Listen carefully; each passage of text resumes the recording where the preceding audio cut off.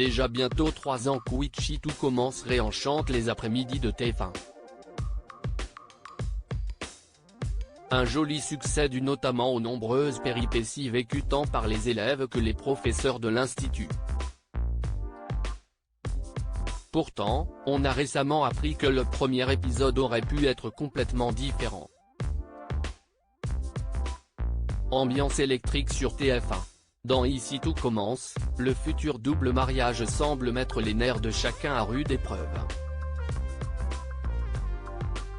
Tandis que l'amitié entre Elliot, Nicolas Anselmo dont le personnage n'est pas mort dans l'accident de train, à son grand désarroi, et Hortense, Catherine David-Zeka, est plus que jamais en danger, la jeune femme compte bien ne pas se laisser dicter le déroulé de la célébration par les de Lobel. De son côté, Greg, Michael Mittelstadt qui a expliqué pourquoi il a fui la France, va devoir choisir entre son père et son futur mari s'il veut éviter de finir comme Rose, Vanessa Demouy, et Antoine, Frédéric Diefenthal. L'ancien couple tente en effet de dépasser sa rupture, même si l'une semble plus prête à aller de l'avant que l'autre. Ici Tout commence, un nouveau restaurant dans le feuilleton de TF1. Après l'accident de train, et alors qu'un personnage emblématique vient de faire son retour, les scénaristes ont prévu un été chargé notamment pour la famille Armand, comme l'a révélé la productrice Sarah Faraman à Allociné. On va découvrir dans l'Arche d'été que, parmi les différentes cachotteries qu'Auguste, Francis Huster, note de la rédaction, avait en stock, il préparait l'ouverture d'un nouveau restaurant.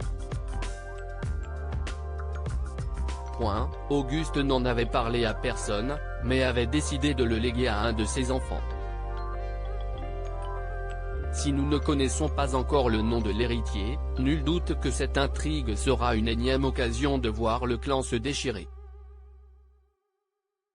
Ici Tout commence, il sautait de la fenêtre, la productrice révèle comment devait se terminer le premier épisode si le personnage incarné par Francis Huster reviendra dans quelques jours sous forme de flashback pré-mortem. La productrice a récemment révélé que le père de Rose, Vanessa Demouy, et Clotilde, Elsa Launeghini, aurait pu avoir un tout autre destin. Dans les premières versions de la série, le premier épisode se terminait sur la mort d'Auguste. Il sautait de la fenêtre du balcon de son bureau. Un début de série dramatique qui aurait changé le ton du feuilleton, finalement d'abord centré sur l'arrivée de Maxime, Clément Rémien. On s'est rendu compte que pour que sa mort ait des conséquences, il fallait que l'on ait eu le temps de s'attacher à lui, de montrer les liens qu'il peut avoir avec les différents personnages, explique la productrice au sujet du personnage qui mourra finalement après 35 épisodes d'une crise cardiaque.